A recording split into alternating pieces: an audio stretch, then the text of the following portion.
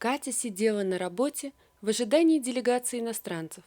Не так она хотела провести выходной, но куда деваться? Да и после вчерашнего скандала с мужем уже и не хотелось ничего. А ведь собиралась всей семьей поехать за обновками. Премию ей выдали хорошую.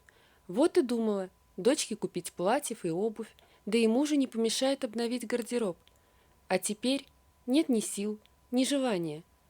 Даже рада была, когда позвонили и попросили приехать на работу. Наспех привела себя в порядок, скрыла круги под глазами. Кофе решила на работе попить. Очень не хотелось ей встретиться утром дома с Никитой. Только собралась перевести телефон в бесшумный режим, как позвонила свекровь. Как всегда не вовремя, подумала про себя Катя. Небось опять будет учить ее уму-разуму. Сынок, наверное, уже все рассказал. Но вызов Катя приняла. Не могла этого не сделать. «Катя, здравствуй. Ну как вы там?» По голосу свекрови сразу стало понятно, что она ничего не знает о вчерашних событиях. «Здравствуйте, Нина Васильевна. Хорошо, даже лучше всех. Можете поздравить. И я вас поздравляю. Наконец-то ваша мечта начинает сбываться. Разводимся мы с вашим Никитой. Вот в понедельник пойдем заявление подавать». «Что? Как это разводимся? Что случилось? И ты так спокойно об этом говоришь? А ну, дай трубку Никите». «Не могу. Он дома. Позвоните ему сами. А меня на работу вызвали. У нас тут иностранцы приехали. Все, извините, не могу говорить. Сейчас переговоры начнутся». Невестка отключилась, а Нина судорожно стала искать в списке номер сына. Потом вдруг передумала. Нет, надо с сыном поговорить с глазу на глаз, а не по телефону. Да что же у них там произошло? Сын открыл дверь, удивился приходу матери. Она стремительно вошла, разделась и прошла в комнату. Внимательно смотрела на сына так, что ему даже как-то не по себе стало. Этот ее взгляд он знал, и это не означало ничего хорошего. «Мам, ты чего? Что случилось?» «Так, это ты мне расскажи, что случилось? Это я пришла у тебя спросить, что случилось? Рассказывай, что натворил, почему жена с тобой разводиться собралась?» «А, вот ты о чем. Уже нажаловалась. Ладно, мама, не переживай, мы сами разберемся». «Ну да, ты разберешься. Рассказывай, говорю, что тут у вас произошло?» «Да как всегда, из-за ерунды поругались. Ну, подумаешь, выпили мы вчера с Вовкой после работы. Забыл, что она просила Ленку забрать. Пришел домой, а она бухтеть начала. Ей пришлось с работы раньше убежать, а у нее там срочные какие-то переговоры были. Ну, неприятности на работе из-за этого. А дозвониться мне не смогла. Я телефон отключил. Думал, чтобы дала спокойно посидеть с Вовкой перед выходным. А то ведь обычно начинает названивать, спрашивать, доставать. А еще с пивом пришел. Она орать начала. Она ведь просила, как Ленку заберу, с ней в магазин зайти. Целый список наговорила, чего купить надо. Ну, я не взял. Забыл. Ну ладно бы дома продуктов не было. Есть же, полный холодильник. Ну сегодня сходил бы, да и купил. Выходной же. Господи, да что ж ты за человек такой? Когда же ты начнешь думать не только о себе? Ты что, действительно не понимаешь, как ты себя ведешь? Да твоей жене памятник при жизни поставить нужно. Сама удивляюсь, как она тебя терпит. Ну хоть ты-то не начинай. Это я, между прочим, твой сын, а не она. Что еще? Все говори. Да ничего. И так весь вечер ругались. Она мне все выговаривала, упрекала, плакала. А я ей тоже сказал, что сама она тоже далеко не идеал. Ну, знает 3 языка, переводчица. А как жена – 0. И готовить не может, и хозяйка никудышняя. Ну так, со зла сказал. Не прав, знаю. Просто тоже досадить чем-то захотелось. А она сразу и говорит, мол, а зачем же ты на такой никудышней женился? Ну, нашел бы себе другую, идеальную. А я и сказал, что давно об этом думаю. Она спрашивает, мол, что, развестись хочешь? Кто-то уже есть на примете? Ну, а я и ляпнул, что давно пора бы развестись. Все лучше, чем так жить. Она и зацепилась за это. Все, говорит, освобожу тебя. Прямо в понедельник пойдем и подадим на развод. Я, говорит, тоже устала от такой жизни. А я сказал, что с удовольствием. Давно об этом только и думаю. Ну, дурак, наговорил, что попало. Конечно, дурак. А кто же ты еще? Ты так доиграешься, что и правда разрушишь свою семью. Будешь, как твой Вовка, вечно то выпивший, то с похмелья. Тот семью свою потерял. И ты тоже так хочешь? Мать идет в кухню, открывает холодильник. Это твоя жена готовить не умеет? Как только язык-то у тебя повернулся. Да она в 100 раз лучше меня готовит. А ну садись, ешь. Да не хочу я, поел уже. Ну как, вкусно тебе было? Перестань, сама знаешь. Конечно, знаю. Я ведь и сама часто к Кате несправедлива была. Со мною-то свекровь очень уж сурово себя вела. Вот и я порой ей уподоблялась. Несправедливо в чем-то упрекала. Замечания ненужные делала. Иногда просто придиралась. Виновата. Далеко не всегда справедлива с нею была. Сознаю. Но это я сама с ней поговорю. Извинюсь обязательно. Главное вовремя понять и суметь исправить свои ошибки. Я исправлю, и ты исправляй. А ведь я всегда ей благодарна была. За тебя, дурака, благодарна. За внучку Леночку. Я ведь ее действительно очень люблю. Хорошая она, очень. Да ведь я и сама у нее многому научилась. Хоть она и моложе меня.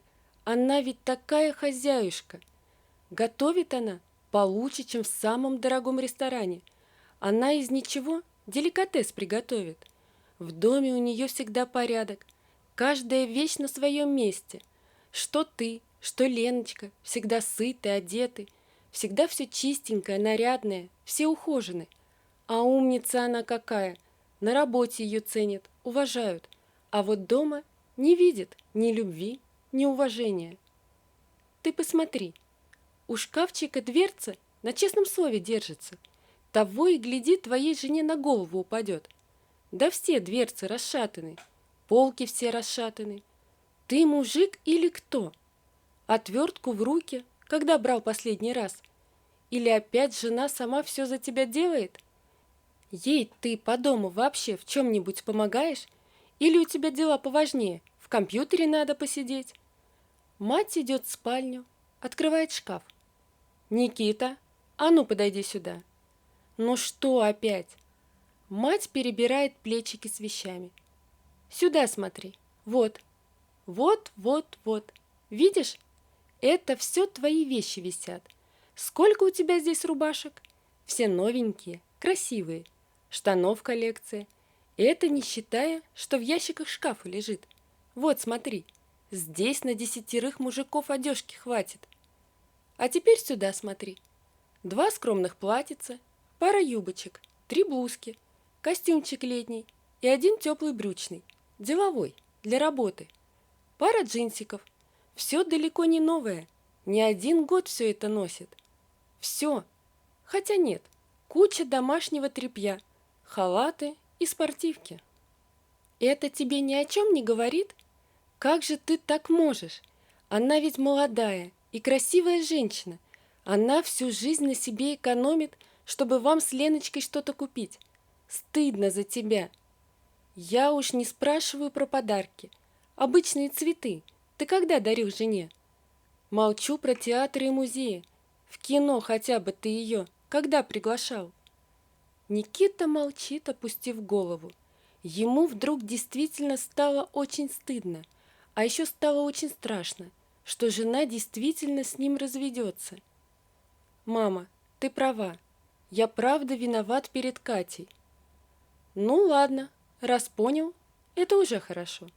Такую жену на руках носить нужно, беречь ее, любить, уважать, ценить. Эх ты, горе мое луковое! Ну ладно, разговорами тут ничего не сделаешь.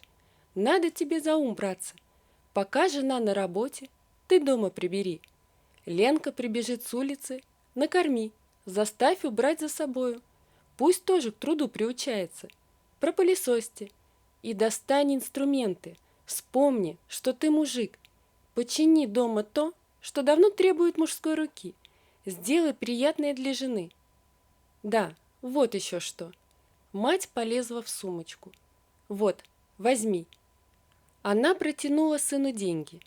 Нет, мама, зачем? Не надо. Бери, говорю. А впредь деньги не только на пиво трать, а цветы жене не забудь купить. А на эти деньги поводи-ка ты жену по магазинам, купи ей что-нибудь модное и красивое. Она у тебя красавица. Вот и принаряди ее, порадуй. Эти деньги я все равно для вас копила. Бери, не стесняйся. Отдавать не нужно. Только не вздумай брать что-то себе или дочке. Катя ведь сразу постарается для вас что-то выбрать. Не разрешай. Выбирайте только для нее. Но только не забывай, что это не главное. Главное – твое отношение и забота. Ведь ты любишь ее. Вот и не скрывай от нее свою любовь. И говори ей об этом. И на деле свою любовь показывай. Хорошая она у тебя. Люби и береги ее. Не упусти свое счастье и сделай так, чтобы она тоже с тобой счастлива была. Да не говори ей, что я приходила. Вы лучше завтра все вместе к нам приходите. Я тортик испеку. Катя с Леночкой любят мой Наполеон. Ну все, сын, пойду я. Отец, наверное, уж потерял меня. Катя медленно шла домой. Спешить совсем не хотелось. Хоть и устала она, но пройтись пешком и подумать ей сейчас полезно. В голове мелькали фразы вчерашнего скандала. Захотелось опять плакать, но нельзя. Нет, она не покажет Никите, как огорчена. Да и что на них вчера нашло? Оба устали, вымотались. Работы последние полгода много было у них, а вот отдыха нет. Раньше же на выходные выбирались на природу, когда просто погулять, а когда и с палаткой. А теперь и не помнит она таких выходных. Отпуск скоро у них, но они даже не планировали, где его провести, а ведь заранее договорились, чтобы совпал. Он и совпадает, и будет через неделю. Как же хотелось поехать на море, в их любимый отель. Там и природа, и для детей есть все, что нужно. С этими мыслями она открывала дверь квартиры. Дома было тихо, только на кухне слышны голоса и шум воды. Катя переоделась и пошла посмотреть, что там происходит. Не может же она теперь вечно прятаться от мужа. Зайдя на кухню, она обомлела. На столе стояли тарелки, в которых был ее любимый плов. Никита очень хорошо его готовит, только не делал уже несколько лет. Рядом стоял салат. По размерам нарезки огурцов было видно, что тут помогала дочка. А рядом со столом стоял Никита с виноватым видом и букетом из кустовых роз, которые так любила Катя. Она стояла и просто смотрела. Эту неловкую паузу прервала дочка. «Мама, а еще папа все шкафчики подкрутил, и даже у меня. Теперь они не падают. Хороший у нас папа?» «Хороший», — ответила Катя с улыбкой. Никита подошел к жене, отдал цветы и шепнул: «Простишь дурака?» «Прощу», — заливаясь краской, ответила Катя. На следующий день Никита повел жену в торговый центр и сделал все, как говорила его мама. Катя была смущена и счастлива одновременно. А потом все вместе поехали к родителям Никиты. Там их уже ждал вкусный Наполеон, и Катя все поняла. Она посмотрела на свекровь и улыбнулась. Ведь и подумать не могла она, что Нина Васильевна встанет на ее сторону когда-либо. «Никита, а куда вы поедете в отпуск?» Во время чаепития спросила Нина Васильевна. Он сначала замялся и не знал, что ответить, ведь ему не хотелось никуда ехать вообще. Хотелось просто дома лежать и с Вовкой ходить на рыбалку. А потом он посмотрел на жену и дочь и ответил: «Куда скажут мои любимые девочки, туда и поедем». Через неделю на пляже девочка с папой строили замок из песка, а на шезлонгах лежали и загорали Катя и Нина Васильевна. Они смеялись, что-то обсуждали. Катя настояла на том, чтобы родителей взять с собой, но свекор отказался. Нина Васильевна тоже пыталась отказаться, но сдалась и ни капли не пожалела об этом. Вот такая история, друзья. Напишите, пожалуйста, что вы думаете об этой истории. Не забудьте подписаться на канал и поставить лайк. Всего вам доброго. До свидания.